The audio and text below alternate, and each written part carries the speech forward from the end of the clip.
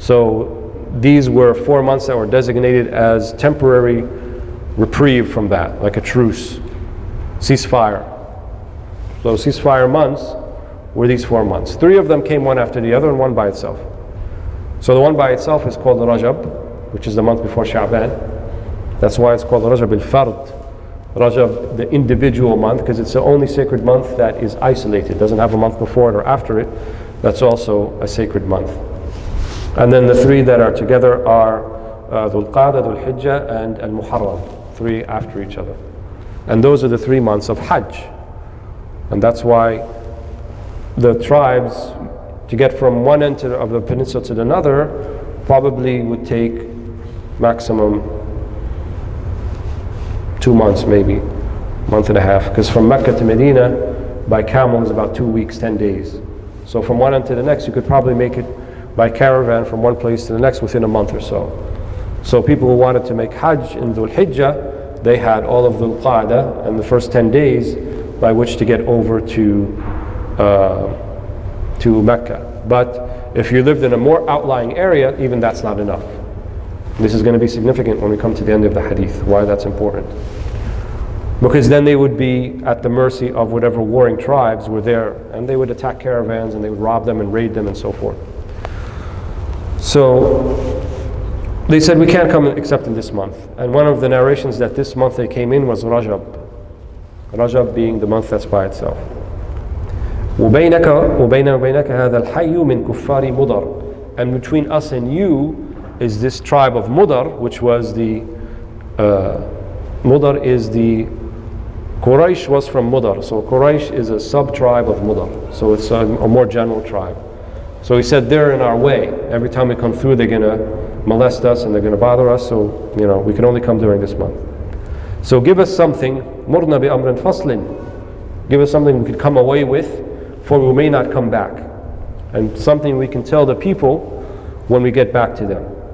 And with it we can enter paradise.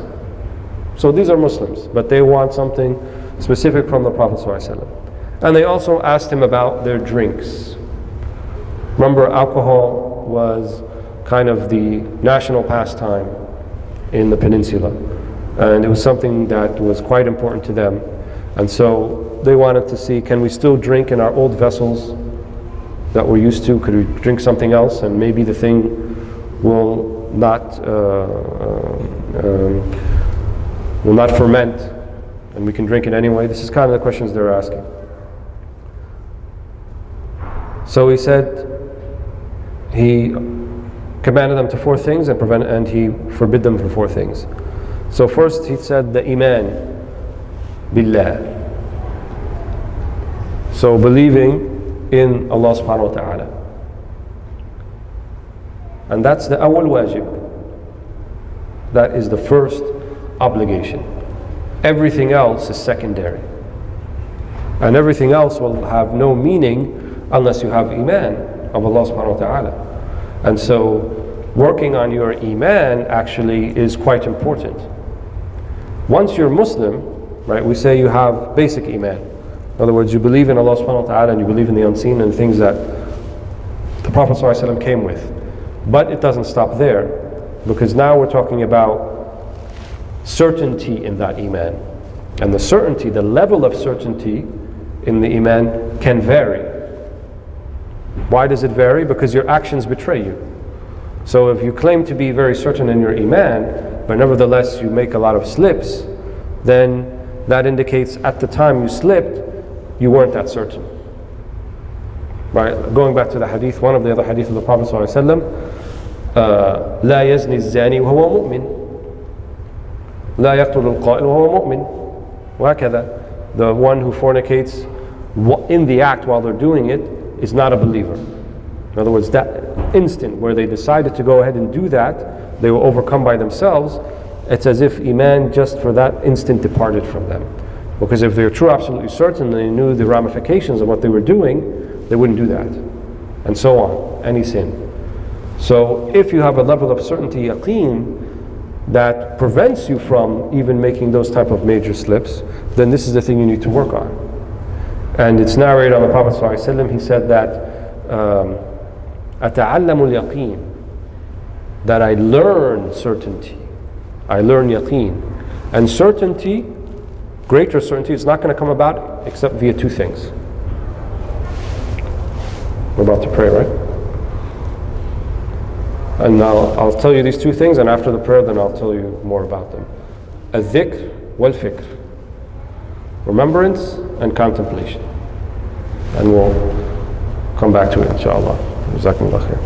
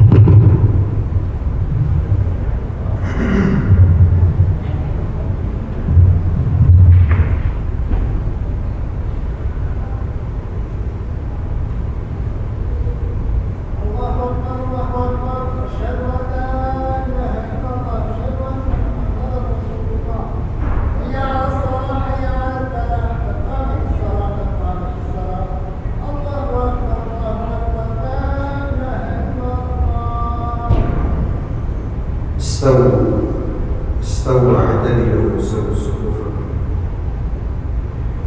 الله أكبر.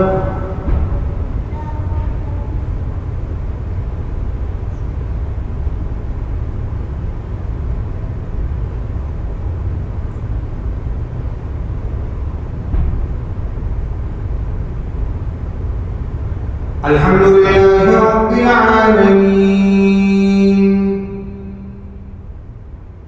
الرحمن الرحيم مالك يوم الدين إياك نعبد وإياك نستعين اهدنا الصراط المستقيم صراط الذين أنعمت عليهم غير المغضوب عليهم ولا الضالين.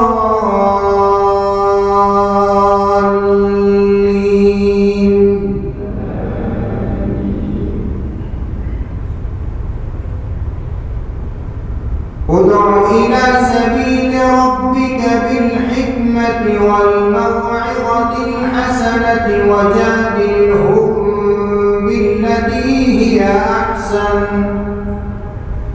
إن ربك هو أعلم بمن ضل عن سبيله وهو أعلم بالمهتدين وإن عاقبتم فعاقبوا بمثل ما عوقبتم به ولئن صبرتم لهو خير للصابرين واصبر وما صبرك إلا بالله ولا تحزن عليهم ولا تك في ضيق مما يمكرون إن الله مع الذين اتقوا والذين هم محسنون. الله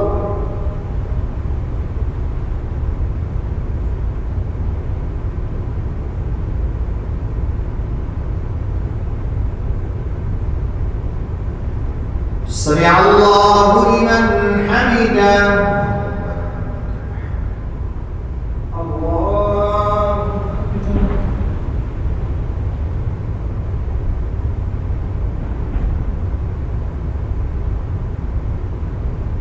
الله أكبر. الله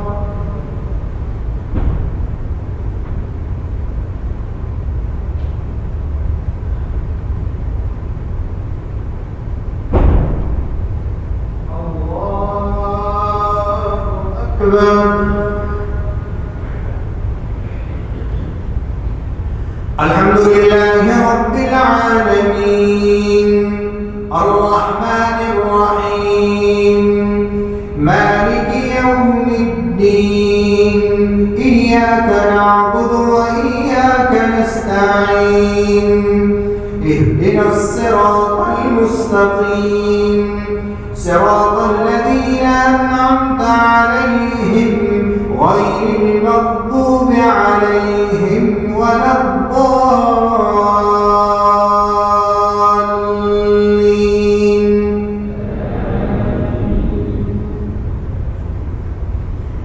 وجاهدوا في الله حق جهاده هو اجتباكم وما جعل عليكم في الدين من حرج ملة أبيكم إبراهيم هو سماكم المسلمين من قبل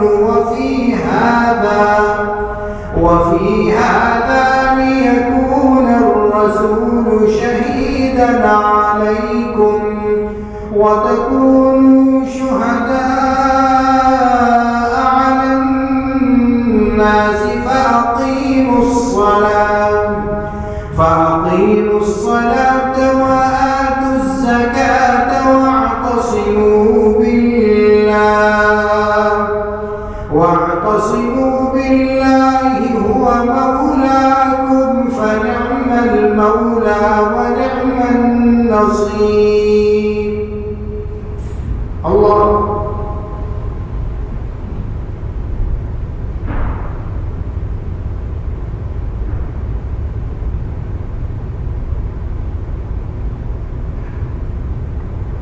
سمع الله لمن حمده.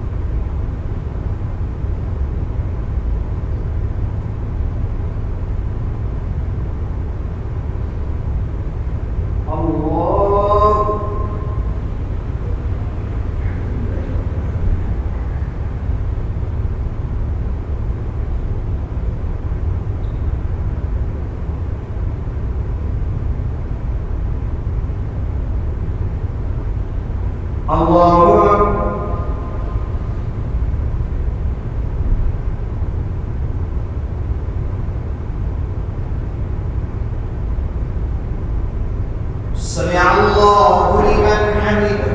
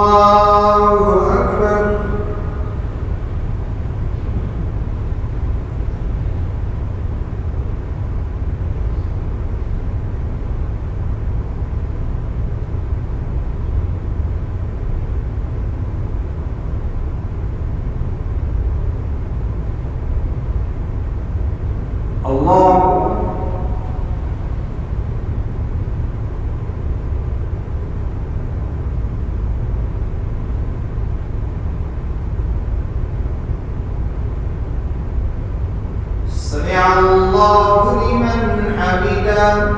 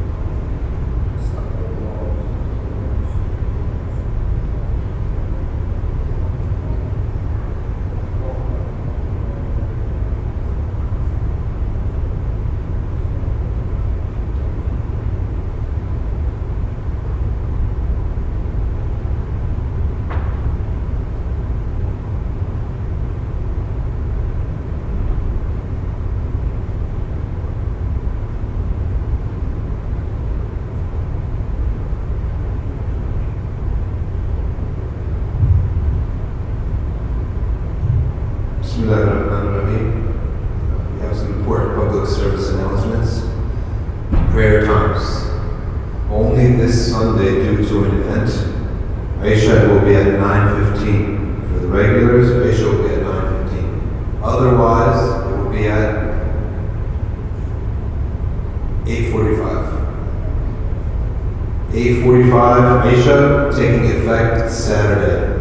Again, Aisha is now starting Saturday, 8:45. Only Sunday, because of an event, will be at 9:15. Fajr prayer, starting Saturday, will be at 6:15. Jazakumullah khairan.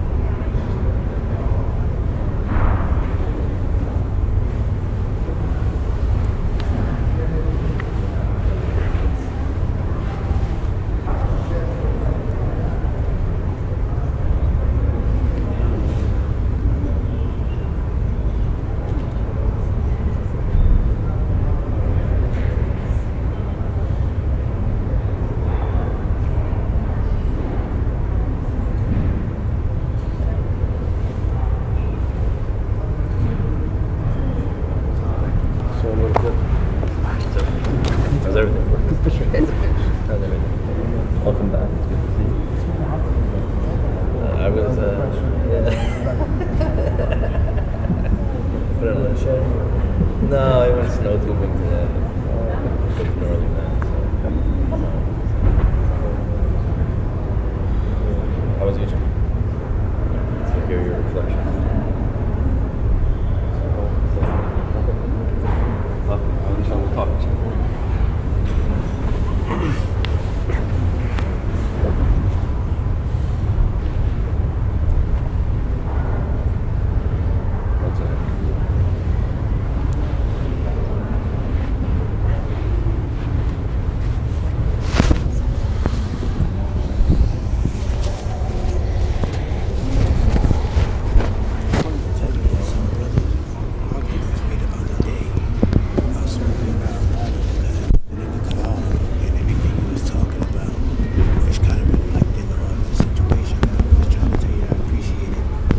Oh really? Alhamdulillah. Glad to hear it. Alhamdulillah. What's your name, Akhi? Ali. Nice to meet you.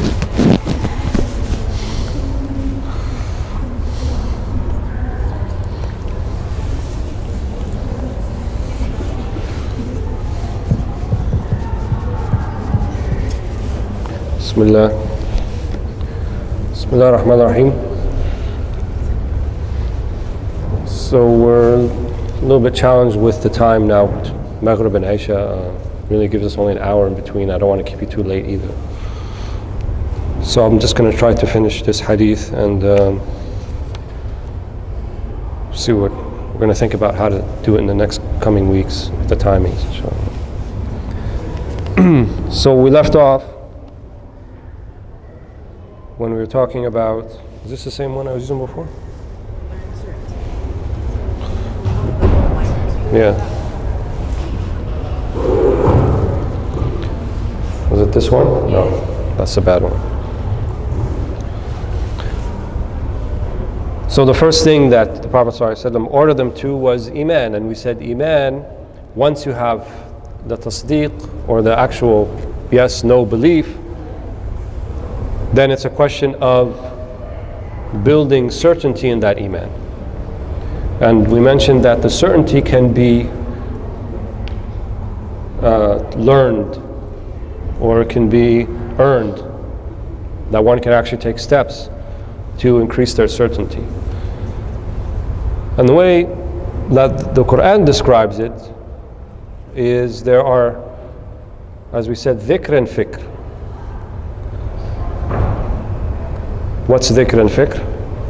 Dhikr is remembering Allah subhanahu wa ta'ala, and fikr is contemplating specifically upon the signs of Allah subhanahu wa ta'ala. So actually, fikr is a type of dhikr.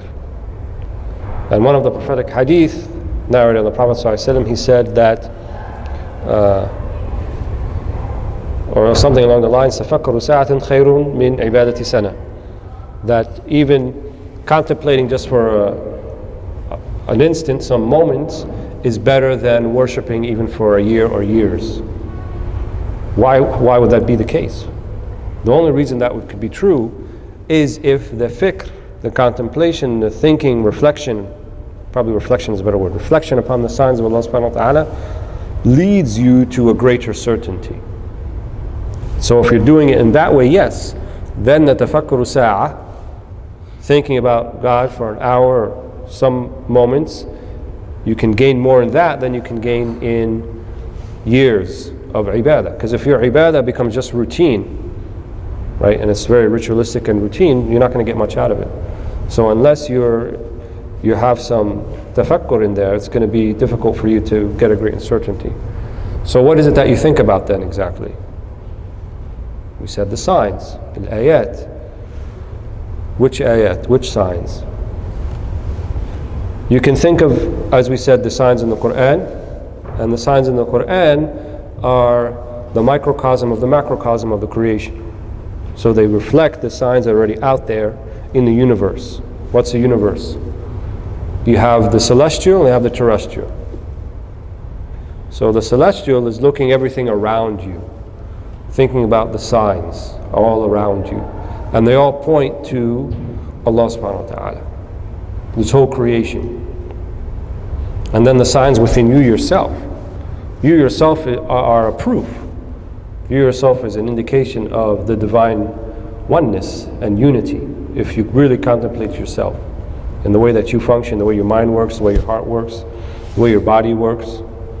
How could have that been except the creation of the Creator? How else could it have come about? And you think about these things, reflect on these things, but unless it's preceded by dhikr, right? Because you could make the argument to me, well, all those Darwinian scientists, they thought a lot about creation. They spend all day doing it, right? They mapped out the whole human genome and whatever else they claim to do and so forth. And so they spend a lot of time thinking about it, but they're not believers. Why is that? The reason is because there's no dhikr. They're not rememberers of Allah subhanahu wa ta'ala. And if you contemplate on something not preceded by a remembrance of the ultimate reality behind all those things, then you'll come up with all sorts of funny ideas about how this thing works or how it doesn't work or how it appears, how it doesn't appear. So modern science is violently anti-religion. Modern science in the way that it is right now. But that wasn't always the case. Just a few hundred years ago, even the Enlightenment scientists were men of God. Newton was a man of God. Even Hume and Locke and the philosophers, they were believers. It was only recently that the whole idea of Darwinism crept into the science itself, how that developed.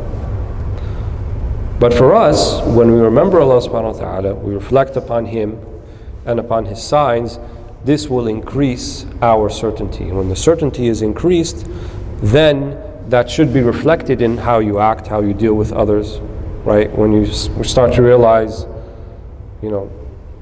I'm really, these dealings I have with people, it's not all that important that I should sacrifice the next life for this. Because then you see the akhirah, the next life, as if it's in front of you. Because when we say certainty, certainty in what exactly?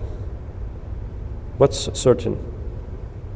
Certainty in the things that I see, that's not difficult to do. But it's certainly in the things I can't see. Right? This is where, for example, the people of Moses couldn't reconcile those two things. What did they say to him? Arina Allah jahra. Show us God, we can see Him. فَأَخَذَتْهُمُ الصَّاعِقَةُ. Then the sa'iqah, then the punishment, the chastisement came down upon them. Because they asked for something, had they been given it, had they been given that, then there is absolutely no excuse for anyone not to believe.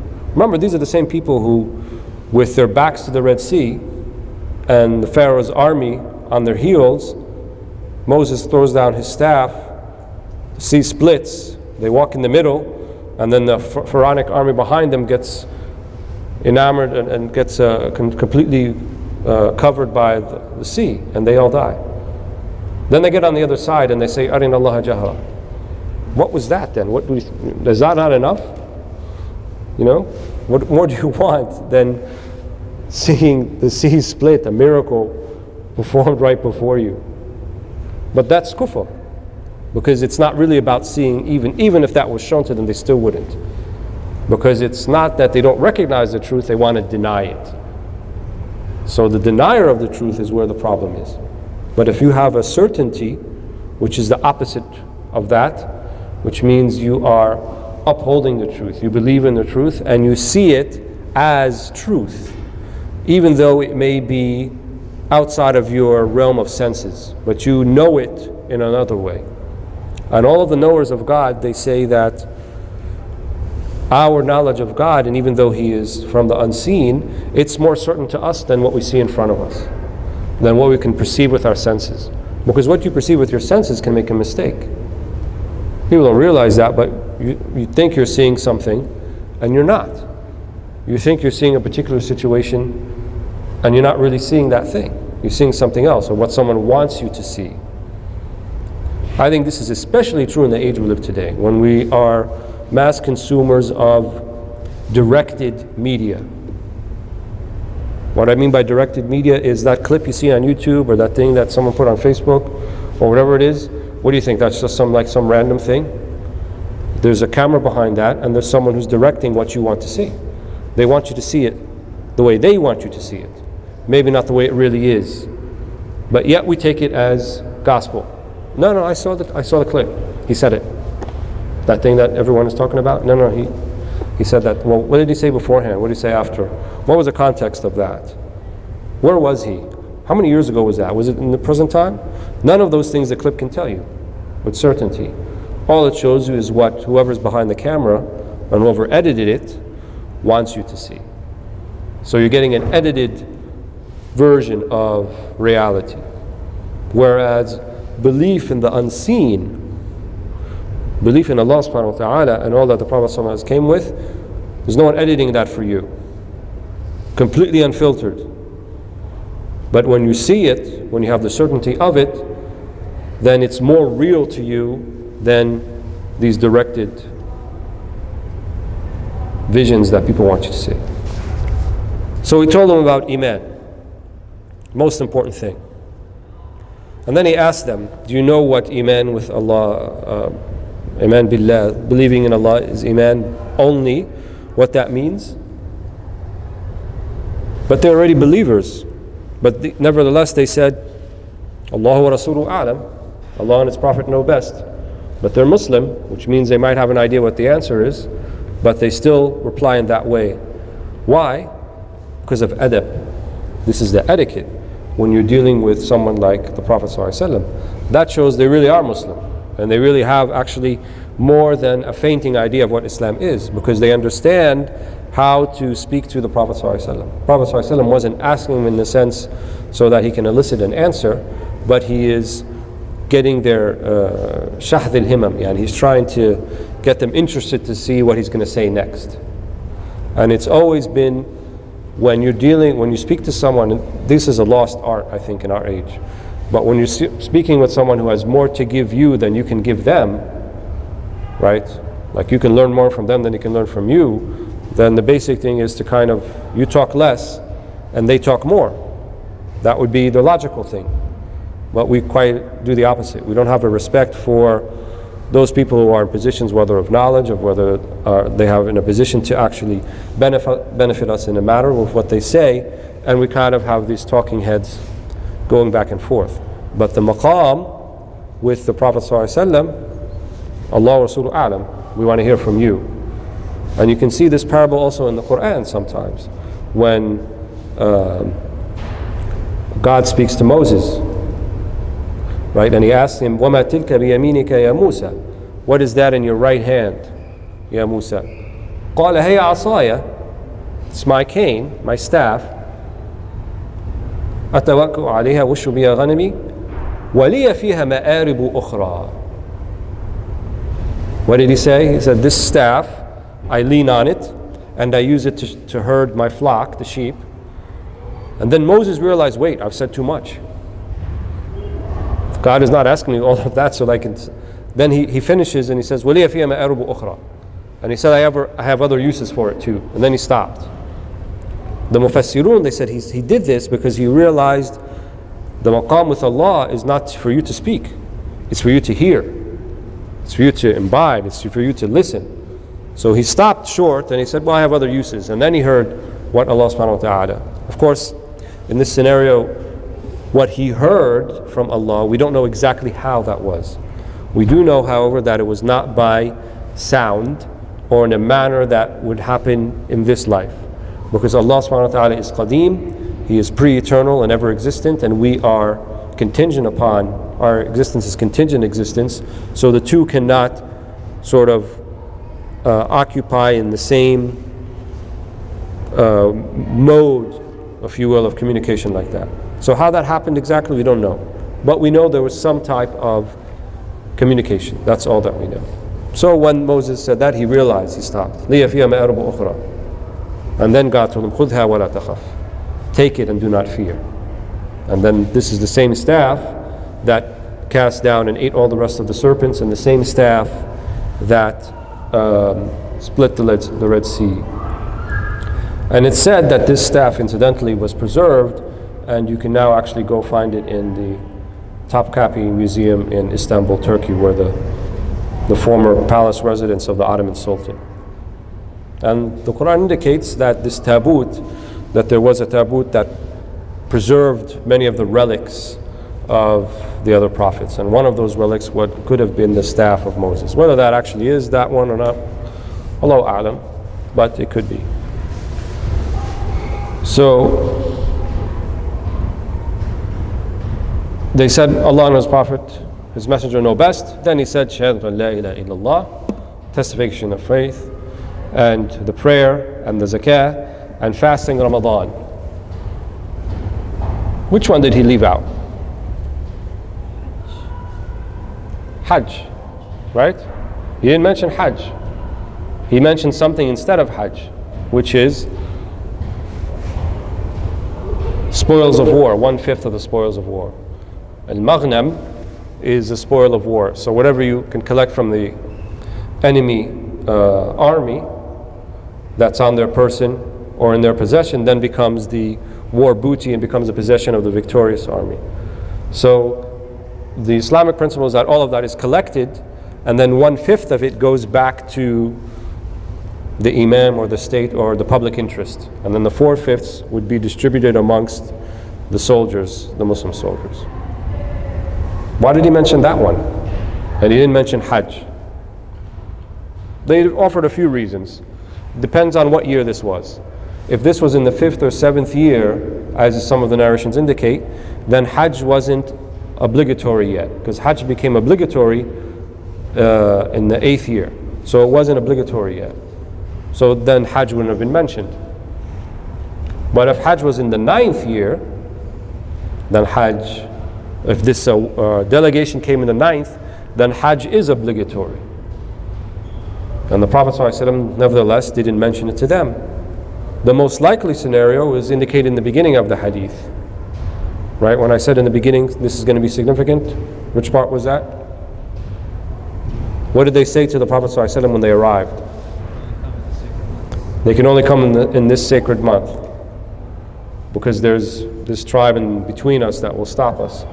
So, realizing this, there's a possibility the Prophet ﷺ didn't mention Hajj, because remember, Hajj, even in the hadith of the 5 pillars, Hajj is mentioned in the same breath as لَمَنِ اسْتَطَاعَ إِلَيْهِ سَبِيلًا, for the one who has the ability to come to Hajj. Now, ability means both financial, physical, and otherwise. If there's an enemy in your way and you can't get there, then Hajj is not obligatory. So they don't have to do Hajj if there's some obstacle preventing you from, if you don't have a means to go, you know, if you live far away and you need a plane ride and you don't have a ticket for the plane, or there's no planes where you are, you don't have to go, because you don't have the means to get